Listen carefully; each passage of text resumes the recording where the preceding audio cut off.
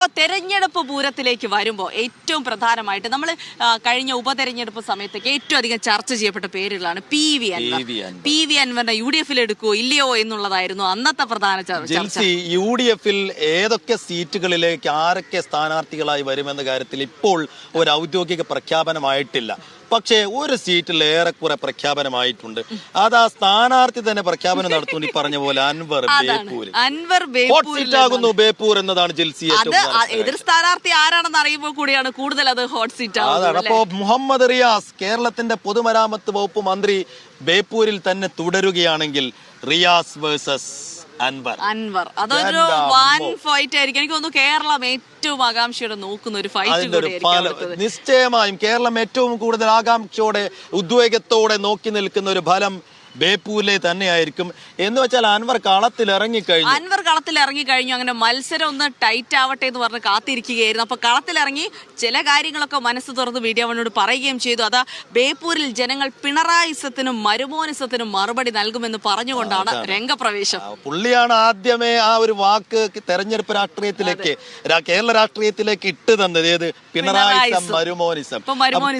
അപ്പൊ പിണറായിസത്തിനും മരുമോനിസത്തിനും മറുപടി നൽകാനുള്ള ഒരു തെരഞ്ഞെടുപ്പായിരിക്കും വരാൻ പോകുന്നത്. എന്നാൽ പി വി അൻവർ ഒരു അജണ്ടയൊക്കെ സെറ്റ് ചെയ്ത് കഴിഞ്ഞു. എന്നാലും പറയുന്നുണ്ട് ബേപ്പൂരിൽ താൻ മത്സരിക്കുന്നത് തീരുമാനിക്കേണ്ടത് UDF നേതൃത്വമാണ് എന്ന് പറഞ്ഞു വെക്കുന്നു. ഒരു കാര്യം കൂടിയുണ്ട് ജിൽസി, BJPയുമായുള്ള ബന്ധമാണ് പിണറായിയുടെ ഏക പ്രതീക്ഷയെന്നും ഒരു രാഷ്ട്രീയ ആരോപണം ഉന്നയിച്ചുകൊണ്ടാണ് പി വി അൻവർ തെരഞ്ഞെടുപ്പ് ഗോതയിലേക്ക് കടന്നു വരുന്നത്.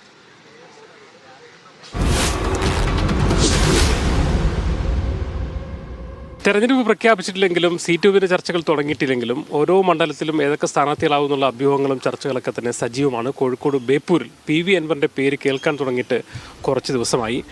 പി വി അൻവർ ഒപ്പം തന്നെ നമ്മുടെ ഒപ്പം ഉണ്ട്. നമ്മോട് ചോദിക്കാം, പിന്നെ താങ്കൾ ബേപ്പൂരിലായിരിക്കും എന്നുള്ള റിപ്പോർട്ടുകൾ പലതും വന്നു കഴിഞ്ഞിട്ടുണ്ട്. താങ്കൾ കഴിഞ്ഞ ദിവസം പ്രമുഖരെയൊക്കെ കാണാൻ അവിടെ പോവുകയും ചെയ്തിട്ടുണ്ട്. ശരിക്കും ബേപ്പൂരിൽ മത്സരിക്കാൻ തീരുമാനിച്ചോ? ഇല്ല, ബേപ്പൂരിൽ മത്സരിക്കാനെന്നില്ല, എവിടെയും മത്സരിക്കുന്ന കാര്യം തീരുമാനിച്ചിട്ടില്ല. സ്വാഭാവികമായിട്ടും തെരഞ്ഞെടുപ്പ് പ്രചരണം എന്നെ സംബന്ധിച്ച് ഈ പിണറായിസത്തിനെതിരെ സംസാരിച്ച് ആ മുന്നണി വിട്ട് പുറത്തു വന്നു, ഞാൻ രാജിവെച്ചു. അന്ന് തുടങ്ങിയ തെരഞ്ഞെടുപ്പ് പ്രചരണം തന്നെയാണ് എന്നെ സംബന്ധിച്ചിട്ട്. അതിപ്പോഴും തുടരുന്നു. CPM-നെ സംബന്ധിച്ച് 19 വർഷമായിട്ട് അവരുടെ സ്ട്രോങ് ഹോൾഡ് മണ്ഡലമാണ്.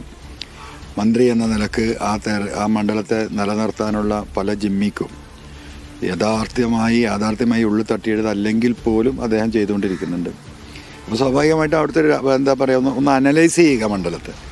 ആ ഉദ്ദേശത്തിലാണ് ഉത്തരവാദിത്തപ്പെട്ട പലരെയും കണ്ട് അവിടുത്തെ കാര്യങ്ങൾ പഠിച്ച് മനസ്സിലാക്കുന്നുണ്ട്. അല്ലാതെ മത്സരിക്കാൻ ഞാൻ ഇപ്പോഴും തീരുമാനിക്കേണ്ട UDF ലീഡർഷിപ്പാണ്. എവിടെ എന്നുള്ളതൊന്നും അതിനെക്കുറിച്ച് ഗൗരവമായിട്ട് ആലോചിച്ചിട്ടില്ല.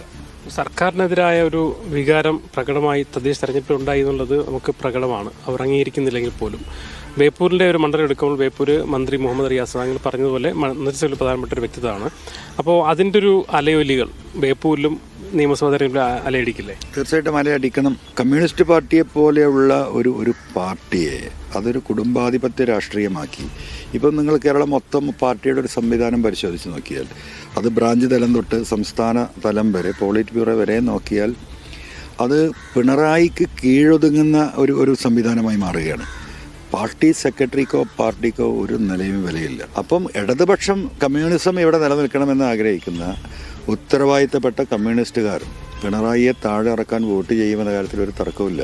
കോഴിക്കോട് തദ്ദേശ തെരഞ്ഞെടുപ്പ് കോർപ്പറേഷൻ പ്രത്യേകിച്ച് നോക്കുമ്പോൾ BJPയുമായിട്ട് ധാരണ ഉണ്ടായിരുന്നു എന്നുള്ളൊരു കാര്യം പിന്നെ UDF നേതാക്കൾ കൃത്യമായി ആവർത്തിക്കുന്നൊരു കാര്യമാണ്.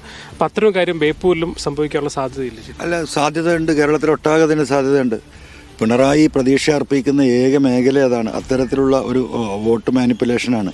പക്ഷേ BJPയുടെ പ്രവർത്തകർ പോലും അതിന് ഒന്നും കൊടുക്കുന്നൊരു അഭിപ്രായം എനിക്കില്ല. പിണറായിസത്തിനോടുള്ള വിരുദ്ധതയുടെ ചെറിയൊരു പ്രതിഫലനം മാത്രമേ പഞ്ചായത്ത് തെരഞ്ഞെടുപ്പ് നമുക്ക് കാണാൻ കഴിഞ്ഞിട്ടുള്ളൂ. കാരണം അത് തീർത്തും പ്രാദേശികമാണ് പല ഘട്ടങ്ങളിലും.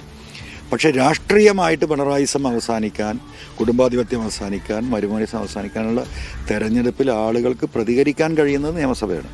അതൊരു വലിയ രീതിയിലുള്ള വോട്ടിംഗ് പാറ്റേണിലുള്ള ചേഞ്ച് ഉണ്ടാകും. വളരെ ശക്തമായിട്ട് ഐക്യ ജനാധിപത്യമാണ് കേരളത്തിൽ അധികാരത്തിൽ വരും. ബേപ്പൂരിത്തവണ UDF തിരിച്ചു പിടിക്കുമെന്ന് കരുതുന്നു. കേരളത്തിലെ ഒട്ടുമിക്ക സീറ്റുകളും ബഹുമാനപ്പെട്ട പ്രതിപക്ഷ നേതാവ് പറയുന്നതിനേക്കാളും സീറ്റ് വരുമെന്ന് വിശ്വസിക്കുന്ന ആളാണ് ഞാൻ. കാരണം അതാണ് ഇവിടുത്തെ ചിത്രം. ജനം ഒരുമിച്ചിട്ടുണ്ട്.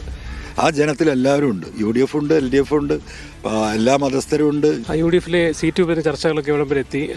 തൃണമൂൽ കോൺഗ്രസ് എത്രയോ സീറ്റാണ് പ്രതീക്ഷിക്കുന്നത്? നമ്മളെ ഈ ഒരു രാഷ്ട്രീയം ഞാൻ പലപ്പോഴും വ്യക്തമാക്കിയിട്ടുണ്ട്. നമ്മളൊരു സീറ്റിന് വേണ്ടിയോ അല്ലെങ്കിൽ എന്താ പറയുക ഒരു സ്ഥാനാർത്ഥിത്വത്തിന് വേണ്ടിയിട്ടോ ഉള്ള ഒരു ബാർഗെയിനിങ്ങിലേക്ക് നമ്മൾ പോയിട്ടില്ല.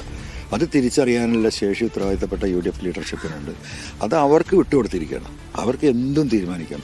എന്ത് തീരുമാനമെടുത്താലും ഈ പറയുന്ന ഞങ്ങൾ ഒരുമിച്ച് UDFിനോടൊപ്പം പിണറായിയെ താഴെ ഇറക്കാനുള്ള രാഷ്ട്രീയ പോരാട്ടത്തിലുണ്ടാവും.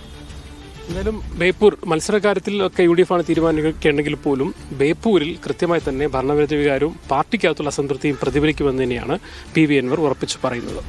മനേഷ് പെരുമണിക്കൊപ്പം മുഹമ്മദ് അസ്ലം, മീഡിയ 1 കോഴിക്കോട്.